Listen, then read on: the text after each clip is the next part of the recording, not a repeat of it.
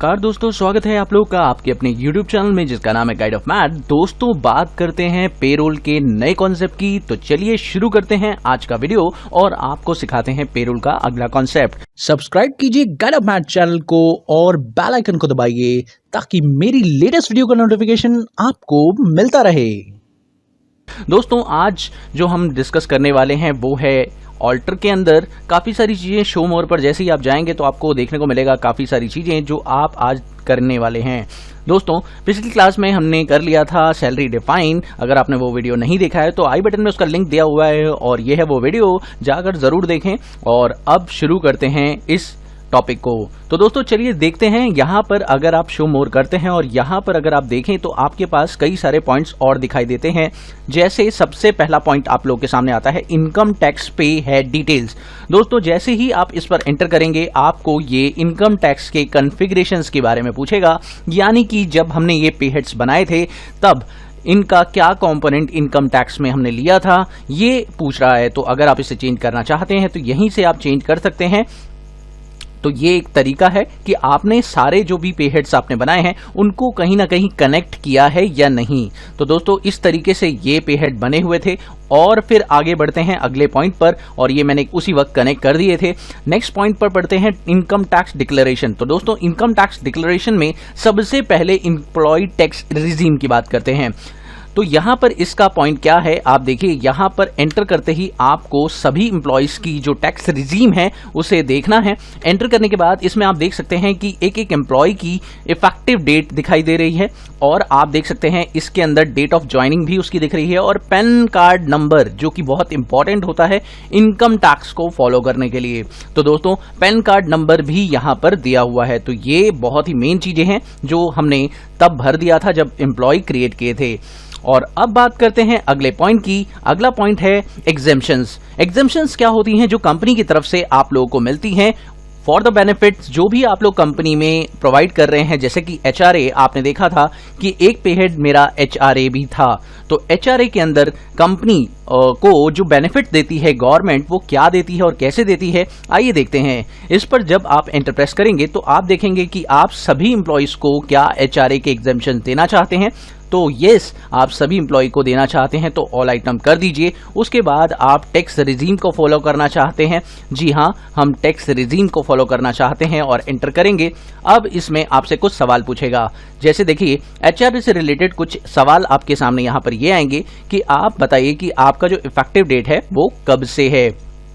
दोस्तों यहां पर आप देख सकते हैं एक बात और लिखी है, name and PAN of the landlord are mandatory if rent declared for year is more than 1 lakh. यानी अगर आपको पता है कि आपका रेंट ईयरली बेसिस पर 1 लाख से ज्यादा है तो पेन कार्ड मैंडेटरी हो जाता है और आपको लैंडलॉर्ड का पेन कार्ड देना ही पड़ेगा। तो चलिए देखते हैं उन एम्प्लॉयज की बात करते हैं। एम्प्लॉयज का जो इफेक्टिव डेट है इस साल का वो है 1 अप्रैल। अब वो बताएंगे कि उनका मंथली रेंट क्या है। तो दोस्तों यहां पर मान लीजिए कि एम्प्लॉय अपना मंथली रेंट डिक्लेयर करता है इस तरीके से 6500 और फिर उसके बाद यहां पर वो प्रूफ कितना कर पाता है। अगर उसके पास कोई भी प्रूफ है उससे रिलेटेड कि उसने बोला कि मेरी जो रेंट है वो है 6500, तो उसके पास प्रूफ कितने का है। हो सकता है उसके पास प्रूफ 6500 का ना हो तो वो बताएगा कि जो उसके पास प्रूफ है वो कितने अमाउंट का है। अब वो बताएगा कि वो मेट्रो सिटीज या नॉन मेट्रो सिटीज में से कौन सी सिटीज में रहता है। तो अगर मान लेते हैं कि वो मेट्रो सिटीज में रहता है तो यहाँ पर मेट्रो सिटीज ले लेंगे। इसी तरीके से लैंडलॉर्ड का नाम अगर वो बताना चाहता है तो वो बता सकता है। अदरवाइज आपको पता ही है जैसा कि क्वेश्चन में यहाँ पर आपको देखने को मिल रहा था कि 1 लाख से ज्यादा होगा तो ही ये मैंडेटरी है, अदरवाइज इसको बताने की जरूरत नहीं है।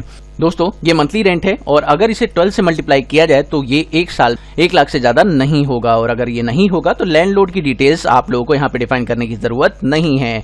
दोस्तों अगली बात कर लेते हैं एक और पर्सन की। जैसे सपोज करिए इस पर्सन की भी बात कर लेते हैं कि हमने इसको भी जो है एचआरए प्रोवाइड किया है और एचआरए जो प्रोवाइड किया है सपोज करते हैं इनको किया है 15,000 रुपए और इनका डिक्लेयर एचआरए जो है वो भी 15,000 है और ये नॉन मेट्रो सिटीज में रहते हैं। और अब आप देख सकते हैं कि आपका जो रेंट है ओवरऑल पूरे साल का वो 1 लाख से ज्यादा जा चुका है। तो आप लैंडलॉर्ड का नाम भी बताएंगे। जैसे मान लीजिए लैंडलॉर्ड का नाम मैं यहाँ पे लिख देता हूँ अंकित, और लैंडलॉर्ड का नाम बताने के बाद आप ये बताएंगे जो लैंडलॉर्ड है आपका उसके पास कौन सा पेन है, वो एक गवर्नमेंट है, वो एक नॉन रेजिडेंट है या वो कोई न्यू पर्सन हैं। तो यहाँ पर आप न्यू भी ले सकते हैं, हम लोग न्यू लेकर उसका पैन कार्ड नंबर यहाँ पर स्पेसिफाई कर देंगे। तो यहाँ पर इस तरीके से उसका पैन कार्ड नंबर दे देंगे। इसी तरीके से आप बाकी डिटेल्स को भी डिफाइन कर सकते हैं। मैं आपको डिफाइन करके फटाफट से दिखा देता हूँ। तो दोस्तों आप देख सकते हैं मैंने यहाँ सारी डिटेल्स डिफाइन कर दी है, लेकिन मैंने एक पर्सन का यहाँ पे जो है एचआरए नहीं दिया है, वो है रविकांत। इसकी एग्जाम्पशन हमने नहीं दिया है। इसका मतलब रविकांत ये व्यक्ति है जिसको हम लोग एचआरए भी नहीं दे रहे हैं। हो सकता है उसके पास खुद का घर हो। तो इस केस में हमने 4 लोगों को जो है एचआरए प्रोवाइड किया है और उसकी डिक्लेरेशन हमने यहाँ पर दे दी है। इस तरीके से आप इसे डिफाइन कर देंगे। तो इसे एक्सेप्ट करेंगे। उसके बाद आपको करना है अगले पॉइंट की तरफ चलते हैं। दोस्तों बात करते हैं अगले पॉइंट की तरफ, और यहाँ पर अगला पॉइंट आपके पास आता है ट्रांसपोर्ट अलायंस। दोस्तों ट्रांसपोर्ट अलायंस अगर आप लोग कंपनी के अंदर देते हैं, वैसे तो हम लोगों ने जो पे हेड दिए हैं उसमें ट्रांसपोर्ट अलायंस नहीं है, उसमें आपका कन्वेंस अलायंस है, लेकिन ट्रांसपोर्ट अलायंस उसमें नहीं है। तो दोस्तों अगर वो है तो आप लोग यहाँ पर ले सकते हैं। मैं आपको दिखा देता हूँ कैसे देना है। इस तरीके से ऑल आइटम पे जाएंगे, उसके बाद रेगुलर टैक्स रिजीम को आप फॉलो करेंगे और आपको बस 2 ही चीजें बतानी है। आप 1 अप्रैल लीजिए और आपको बस ये बताना है कि वो एम्प्लॉय क्या है, वो नॉर्मल व्यक्ति है या वो फिजिकली चैलेंज है, यानी कि वो अपाहिज है। तो यहाँ पर आपको बताना पड़ेगा ये दोनों स्टेटस, और उस एम्प्लॉय का स्टेटस अगर आप देंगे तो उसके केस में उसे एग्जेम्पशन मिल जाएगी। इसी तरीके से आपको यहाँ पर अगर चिल्ड्रन एजुकेशन अलायंस दिया जाता है कंपनी की तरफ से, तो उसमें भी आप लोगों को यहाँ पर बताना पड़ेगा कि आप कब से इसे लेना चाह रहे हैं, कौन सी इफेक्टिव डेट है, और आपको यहाँ पर बताना है कि आप जो अलायंस ले रहे हैं वो कितने बच्चों के लिए आप ले रहे हैं। तो यहाँ पर आप बता सकते हैं 2 या 3 जितने भी बच्चों के लिए आप ले रहे हैं ये अलायंस। तो दोस्तों इस तरीके से अभी हमने यहाँ पे डिफाइन नहीं किया है क्योंकि हमने ये अलायंस दिया नहीं है कंपनी में। दोस्तों इस तरीके से हमारा ये डिफाइन हो जाता है। उसके बाद जो इनकम एम्प्लॉय खुद से डिक्लेयर करता है, यानी कि ये तो हो गई इनकम टैक्स से रिलेटेड सैलरी की जो एग्जेम्पशंस थी, ये सारी की सारी सैलरी से रिलेटेड एग्जेम्पशन थी। अब दोस्तों बात आती है कि कोई एम्प्लॉय अपनी खुद की डिक्लेरेशन करना चाहता है related to the personal income, तो वो डिक्लेरेशन यहाँ पर दी जा सकती है। मान लीजिए मैं सिंगल एम्प्लॉय के बेसिस पर ये देना चाहता हूँ, तो सपोज करिए किसी एम्प्लॉय ने, जैसे नेहा की बात करते हैं, उन्होंने अपनी पर्सनल इनकम के बारे में थोड़ा सा बताया है कि उन्हें हाउस प्रॉपर्टी से जो इनकम हो रही है वो क्या हो रही है। वो बता रहे हैं कि हाउस प्रॉपर्टी से 1 अप्रैल से उन्हें इनकम हो रही है, और फिर आप लोगों को कुछ जवाब देने होंगे। जैसे कि नेहा ने मेरे को बताया कि जो उसने एनुअल रेंट रिसीव हो रहा है तो वो हाउस प्रॉपर्टी से कितना हो रहा है। सपोज करिए उन्होंने कहा कि 2,40,000 रुपए का जो है उन्हें रेंट रिसीव हो रहा है, और जो प्रूफ उन्हें मिला है वो भी 2,40,000 रुपए का है। उसमें से म्युनिसिपल टैक्सेस को उन्होंने कितना टैक्स पे कर दिया है, तो आप यहां पर बता देंगे भाई जो भी टैक्स उन्होंने पे कर दिया है टैक्स डिपार्टमेंट को। और उसके बाद अगर उन्होंने वो घर किराए पर लिया है, तो किराए पर लिया है तो उस केस में कोई एग्जेम्पशन है इंटरेस्ट की, तो वो एग्जेम्पशन भी बता सकते हैं कि इंटरेस्ट आप कितना पे कर रहे हैं। सपोज करिए वो जो इंटरेस्ट पे कर रहे हैं वो 16,000 रुपए पे कर रहे हैं, तो 16,000 रुपए की एग्जेम्पशन मिल जाएगी, और बाकी जो अमाउंट बचेगा वही उनका टैक्सेबल अमाउंट हो जाएगा। तो इस तरीके से हर एक व्यक्ति अपनी पर्सनल इनकम को भी डिफाइन कर सकता है। मैंने यहाँ पर सिर्फ नेहा की डिफाइन की है, आप सभी की डिफाइन कर सकते हैं, इट्स योर चॉइस। दोस्तों बात करते हैं यहां पर डिडक्शंस की, और अब डिडक्शन की अगर बात करें तो यहां पर डिडक्शन कौन कौन सी है। ये होती है इनकम टैक्स में मिलने वाली डिडक्शन, जिसके अंदर बहुत सारे बेनिफिट आप लोगों को तब मिलते हैं जब आप कोई ना कोई एग्जम्पशन करते हैं।